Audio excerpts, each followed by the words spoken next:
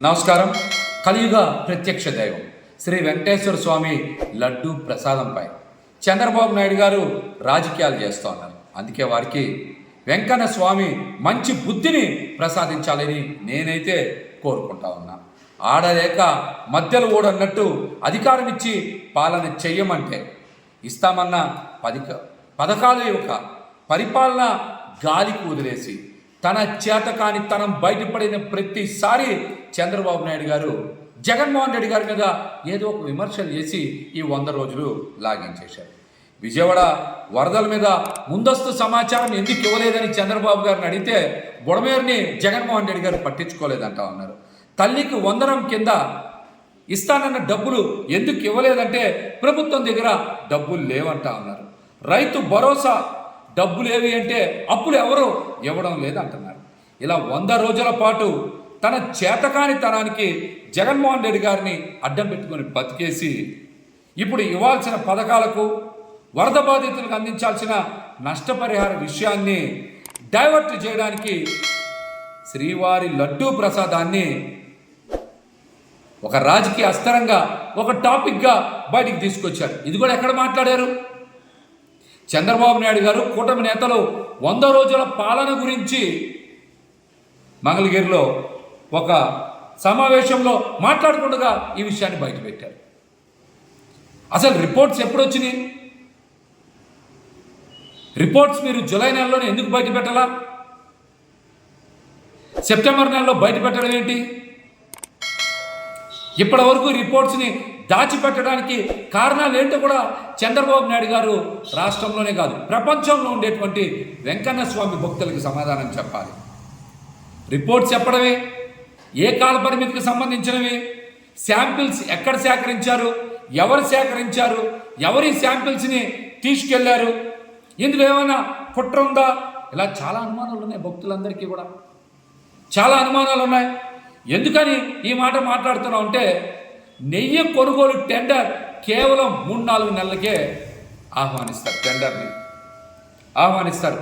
నెయ్యి నాణ్యత ప్రతి ట్యాంకర్కి కూడా శ్రీవారి ఆలయం దగ్గర తనిఖీ చేస్తారు. ప్రతి ట్యాంకర్కి నెయ్యి నాణ్యతను తనిఖీ చేస్తారు. నాణ్యత లేకపోతే తిప్పి పంపుతాం అని సుబ్బారెడ్డి గారు స్వయంగా చెప్పారు. గతంలో వారు టీటీడీ చైర్మన్గా మరి విధులు నిర్వర్తించారు. వారు కూడా నాణ్యత లేకపోతే అనేక సందర్భాల్లో నెయ్యి ట్యాంకర్స్ని తిప్పి పంపామని చెప్పారు. అది వారి నిబద్ధత. అది వారి నిబద్ధత.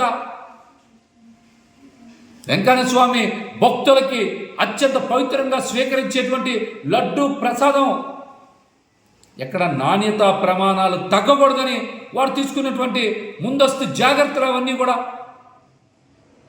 ఎప్పుడో పాతకాలం నాటికి తనిఖీ యంత్రాలన్నింటినీ కూడా మార్చి కొత్తవి తీసుకోమని చెప్పారు. వెంకన్న స్వామికి సమర్పించేటువంటి ప్రసాదాల కోసం 550 దేశీ ఆవులతో ఓ గోశాల ఏర్పాటు చేశామని చెప్పారు. ఇవన్నీ మీకు కనబడడం లేదా? ఇవన్నీ మీకు కనబడడం లేదా? ఇంకొక చాలా ముఖ్యమైన విషయం ఏంటంటే దశాబ్దాల తరబడి లడ్డూను తయారు చేసేటువంటి శ్రీ వైష్ణవుడికి లడ్డూ తయారు చేసే అంశంలో అక్కడ వినియోగించేటువంటి సరుకుల నాణ్యత విషయంలో ఏ చిన్న తేడా వచ్చినా బయటికి చెప్పేస్తారు కదా వాళ్ళు. 5 సంవత్సరాల పాటు ఎందుకు ఎవరైనా ఉపేక్షిస్తారు? చెప్పండి, ఎందుకు ఉపేక్షిస్తారు? గతంలో నాణ్యమైన సరుకులు ఇవ్వకపోతే చంద్రబాబు నాయుడు గారి హయాంలో వాళ్ళు బయటకు వచ్చి మాట్లాడారు. భగవంతుడే వాళ్ళకి ముఖ్యం, కానీ ఈ బోర్డుని వాళ్ళని పట్టించుకునేటువంటి పరిస్థితి ఉండదు. ఇది అందరికీ తెలిసిన విషయం.